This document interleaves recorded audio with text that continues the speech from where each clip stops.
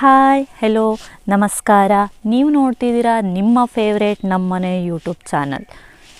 ಎಲ್ಲ ಹೇಗಿದ್ದೀರಾ? ಚೆನ್ನಾಗಿದ್ದೀರಾ ಅಲ್ವಾ ಫ್ರೆಂಡ್ಸ್? ನಾನು ಹಿಂದಿನ ವಿಡಿಯೋದಲ್ಲಿ ಕೆಮ್ಮು ಯಾವ ರೀತಿ ಸ್ಟಾರ್ಟ್ ಆಗುತ್ತೆ, ಅದಕ್ಕೆ ನಾವು ಯಾವ ರೀತಿಯಾದಂತಹ ಔಷಧಿನ ತಯಾರಿಸ್ಕೊಬೋದು ಅಂತ ನಾನು ಹಿಂದಿನ ವಿಡಿಯೋದಲ್ಲಿ ನಿಮಗೆ ತಿಳಿಸ್ಕೊಟ್ಟಿದ್ದೀನಲ್ವಾ. ಆ ವಿಡಿಯೋನ ಯಾರಾದರೂ ನೋಡಿಲ್ಲ ಅಂದರೆ ಡಿಸ್ಕ್ರಿಪ್ಷನ್ ಬಾಕ್ಸಲ್ಲಿ ಲಿಂಕ್ ಹಾಕಿರ್ತೀನಿ, ಪ್ಲೀಸ್ ಚೆಕ್ ಮಾಡಿ. ಫ್ರೆಂಡ್ಸ್, ಸಾಮಾನ್ಯವಾಗಿ ಕೆಮ್ಮು ವಾತಾವರಣದಲ್ಲಾಗುವ ಬದಲಾವಣೆಗಳಿಂದ ಸಹಜವಾಗಿ ಕೆಮ್ಮು ಸ್ಟಾರ್ಟ್ ಆಗುತ್ತೆ ಅಲ್ವಾ. ಆದರೆ ಕೆಲವೊಬ್ಬರು ಈ ಸಹಜವಾಗಿ ಸ್ಟಾರ್ಟ್ ಆಗೋ ಕೆಮ್ಮಿಗೆ ಟ್ಯಾಬ್ಲೆಟ್ಸ್ಗಳನ್ನು ತಗೊಳ್ಳೋದಕ್ಕೆ ಹೋಗ್ತಾರೆ. ಆದರೆ ಆ ಟ್ಯಾಬ್ಲೆಟ್ಸ್ಗಳನ್ನು ತಗೊಳ್ಳೋದ್ರಿಂದ ಹೆಲ್ತ್ ಮೇಲೆ ತುಂಬ ಸೈಡ್ ಎಫೆಕ್ಟ್ಗಳು ಆಗ್ತಿರುತ್ತೆ. ಕೆಮ್ಮನ್ನು ಕಡಿಮೆ ಮಾಡ್ಕೊಳ್ಳೋಕೆ ಹೋಗಿ ಇಂಗ್ಲೀಷ್ ಮೆಡಿಸನ್ಗಳಿಂದ ಆಗ ಸೈಡ್ ಎಫೆಕ್ಟ್ಗಳನ್ನು ಕಡಿಮೆ ಮಾಡ್ಕೊಳ್ಳೋದು ಕೂಡ ಇಂಪಾರ್ಟೆಂಟ್ ಆಗಿರುತ್ತೆ ಅಲ್ವಾ.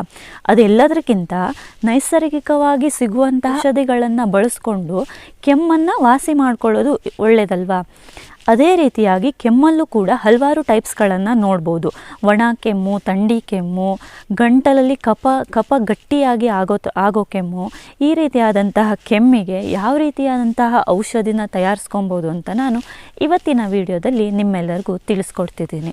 ಫ್ರೆಂಡ್ಸ್, ಅದಕ್ಕೂ ಮುಂಚೆ ಯಾರೆಲ್ಲ ನನ್ನ ವಿಡಿಯೋನ ನೋಡ್ತಿದ್ದೀರೋ ಪ್ಲೀಸ್ ಲೈಕ್ ಮಾಡಿ, ಶೇರ್ ಮಾಡಿ, ಹಾಗೆ ನನ್ನ ಚಾನಲ್ಗೆ ಸಬ್ಸ್ಕ್ರೈಬ್ ಆಗಿ. ಬನ್ನಿ ಯಾವ ರೀತಿಯಾದಂತಹ ಔಷಧಿನ ತಯಾರಿಸ್ಕೊಬೋದು ಅಂತ ನಾನು ತಿಳಿಸ್ಕೊಡ್ತೀನಿ. ಮೊದಲನೇದಾಗಿ ನಾನು ಥಂಡಿ ಕೆಮ್ಮಿಗೆ ಔಷಧಿನ ತಿಳಿಸ್ಕೊಡ್ತಿದ್ದೀನಿ. ಮೊದಲನೇದಾಗಿ ಥಂಡಿ ಕೆಮ್ಮು ಯಾವ ರೀತಿಯಾಗಿ ಸ್ಟಾರ್ಟ್ ಆಗುತ್ತೆ ಅಂದರೆ, ನಮಗೇನಾದರೂ ಜ್ವರ ಬಂದಾವಾಗ ಅದ್ರ ಜೊತೆಗೆ ವಾತಾವರಣದಲ್ಲಾಗುವ ಬದಲಾವಣೆಗಳಿಂದ ಥಂಡಿಯಾಗಿ ಅದರಿಂದ ಥಂಡಿ ಕೆಮ್ಮು ಸ್ಟಾರ್ಟ್ ಆಗುತ್ತೆ. ಇದಕ್ಕೆ ಯಾವ ರೀತಿಯಾದಂತಹ ಔಷಧಿನ ಮಾಡ್ಕೊಬೋದು ಅಂತ ನೋಡೋಣ ಬನ್ನಿ. ಇಮೇಜಲ್ಲಿ ತೋರಿಸ್ತಿದ್ದೀನಲ್ವ, ಅದು ಹಿಪ್ಪಲಿಕರೆ. ಹಿಪ್ಪಲಿಕರೆ ಎಲ್ಲ ಜನರಲ್ ಸ್ಟೋರ್ಸಲ್ಲೂ ಸಿಗುತ್ತೆ. ಗೊತ್ತಾಗಿಲ್ಲ ಅಂದರೆ ಹಿಪ್ಪಲಿಕರೆ ಕೊಡಿ ಅಂತ ಕೇಳಿ ನೋಡಿ, ಸಿಗುತ್ತೆ. ಈ ಹಿಪ್ಪಲಿಕರೆನ ತಗೊಂಡು ಅದನ್ನು ಪುಡಿ ಮಾಡಬೇಕು.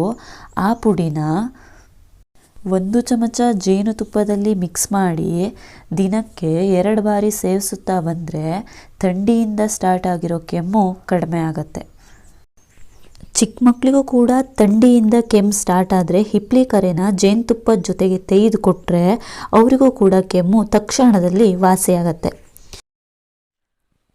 ಅದ್ರ ಜೊತೆಗೆ ಒಣ ಕೆಮ್ಮು ಯಾವ ರೀತಿ ಸ್ಟಾರ್ಟ್ ಆಗುತ್ತೆ, ಮೊದಲು ಗಂಟ್ಲು ಕೆರೆತದಿಂದ ಸ್ಟಾರ್ಟ್ ಆಗುತ್ತೆ. ಅದ್ರ ಜೊತೆಗೆ ಜ್ವರ ಕೂಡ ಬರೋ ಸಾಧ್ಯತೆ ಇರುತ್ತೆ. ಇದರ ಜೊತೆಗೆ ಕೆಮ್ಮಿದಾಗ ಗಂಟಲಿನಲ್ಲಿ ಉರಿ ಕೂಡ ಉಂಟಾಗ್ತಾ ಇದ್ದರೆ ಅದು ಒಣ ಕೆಮ್ಮಿನ ಲಕ್ಷಣ ಆಗಿರುತ್ತೆ. ಔಷಧಿ ಯಾವ ರೀತಿ ಮಾಡೋದು ಅಂತ ನೋಡೋಣ ಬನ್ನಿ. ಸಾಮಾನ್ಯವಾಗಿ ಎಲ್ಲರ ಮನೆಯಲ್ಲಿರುವ ತುಳಸಿ ಎಲ್ಲ ಕಾಯಿಲೆಗಳಿಗೂ ರಾಮಬಾಣವಾಗಿ ಕೆಲಸ ಮಾಡುತ್ತದೆ. ಅದೇ ತುಳಸಿ ರಸವನ್ನು ತೆಗೆದುಕೊಂಡು ಅದಕ್ಕೆ 1 ಚಿಟಿಕೆ ಲವಂಗದ ಪುಡಿ, ಸ್ವಲ್ಪ ಜೇನುತುಪ್ಪ, ಈ 3 ಚೆನ್ನಾಗಿ ಮಿಕ್ಸ್ ಮಾಡಿ ಆಗಾಗ ಸೇವಿಸುತ್ತಾ ಬಂದರೆ ಒಣ ಕೆಮ್ಮು ವಾಸಿಯಾಗುತ್ತದೆ. ಫ್ರೆಂಡ್ಸ್, ಇದ್ರ ಜೊತೆಗೆ ಕಫ ಗಟ್ಟಿಯಾಗಿ ಬರೋ ಕೆಮ್ಮಿಗೆ ಯಾವ ರೀತಿಯಾದಂತಹ ಔಷಧಿನ ತಯಾರಿಸ್ಕೊಬೋದು ಅಂತ ತಿಳಿಸ್ಕೊಡ್ತೀನಿ. ಯಾವ ರೀತಿ ಮಾಡೋದು ಅಂತ ನೋಡೋಣ ಬನ್ನಿ. ಸಾಮಾನ್ಯವಾಗಿ ವೀಳ್ಯದೆಲೆ ಎಲ್ಲರ ಮನೆಯಲ್ಲೂ ಇದ್ದೇ ಇರುತ್ತೆ. ಪೂಜೆಗೆಲ್ಲ ಬೇಕು ಅಂತ ವೀಳ್ಯದೆಲೆನ ಇಟ್ಕೊಂಡಿರ್ತೀರ ಅಲ್ವಾ.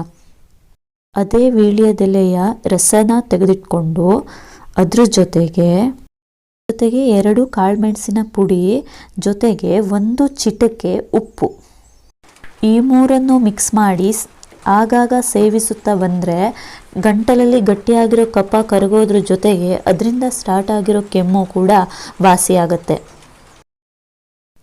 ಕೆಮ್ಮು ಬರ್ತಾ ಇರಬೇಕಾದ್ರೆ ಯಾರಿಗಾದರೂ ಬಿಸಿ ಏನಾದರೂ ಕುಡಿಬೇಕು ಅಂತ ಅನಿಸುತ್ತೆ ಅಲ್ವಾ. ಬಿಸಿ ಏನಾದರೂ ಕುಡಿದ್ರೆ ಗಂಟ್ಲಿಗೂ ಹಾಯ್ ಅನಿಸುತ್ತೆ ಅಲ್ವಾ.